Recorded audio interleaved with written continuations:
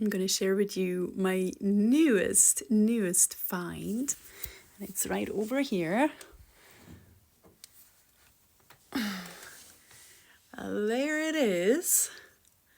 Pretty cool looking thing. So if you wonder what it is called a dog tooth. I don't even remember. A dog tooth calcite. A dog tooth calcite. And I can't remember it because it's not something I know. I know many crystals. This is the first time I've ever come across something like this, and it's really interesting. Like, it really drew my attention, and I'm like, wow, like I just gotta have this thing, and I don't know what it is, but it's so cool. You see, it almost looks like a dog licked right over it, and the spit was left behind on the rocks. It's kind of like, it looks almost a bit slimy, but it's kind of hard to see this on the camera. But it kind of looks a bit slimy, and it has all these teeth that are coming out, right? And it's super glittery, and it's just, and it's fairly light considering that it looks like this heavy rock.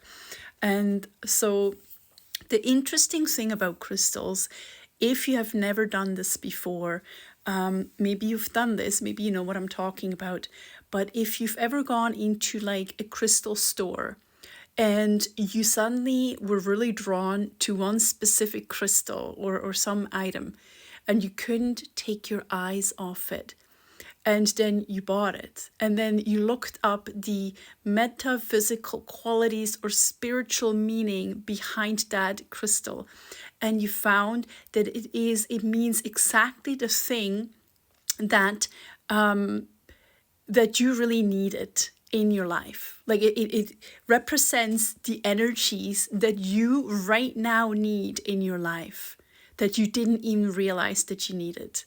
And it's so cool because every single time I go to a store like that and this happens, I take my phone out because I don't know all of the stones, like specifically like one like that. And I look up the name and spiritual meaning of it. And this is what I usually find. So it's kind of like, it's like when you're intuitively picking a card and it tells you exactly the thing that you needed to hear, right? Or if you wanted, like you had a question in mind and you open a book on a certain page and the first word you see tells you something about something that you needed to understand about yourself or the situation that you're in, or an answer to that question that you had. So I find this really, really interesting. And this is actually a stone. They say that it's the stone or one of the stones of spiritual awakenings, which is really neat. And yeah, I think it's very cool because apparently it helps with meditation and connecting really deeply with your divine self, your higher divine self, and divinity in general. And it is a pretty divine looking, kind of neat little celestial thing. Like, it combines the celestial aspects and the earthen aspects, right? It's like combining heaven and earth and tapping into that. And it's supposed to also help with I think, I have a feeling, because I've been asking about connecting a little bit more deeper, taking the time to connect a little bit more deeper with parts of myself that give me all kinds of answers and visions of the future and things like that, which is so cool.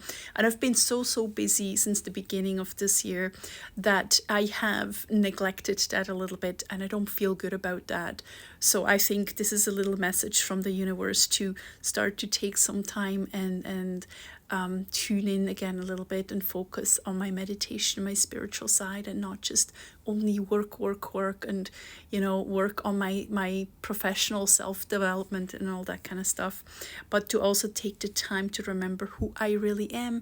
And maybe this is a message for you too, to remember who you really are, a divine being here on planet Earth, having an earthly experience, and to tap into these aspects of yourself that has nothing to do or little to do with the work or the job that you do or your career, but really connecting with the truth of who you are at the core of your being, your higher divine self, and your divine being that you are on this planet.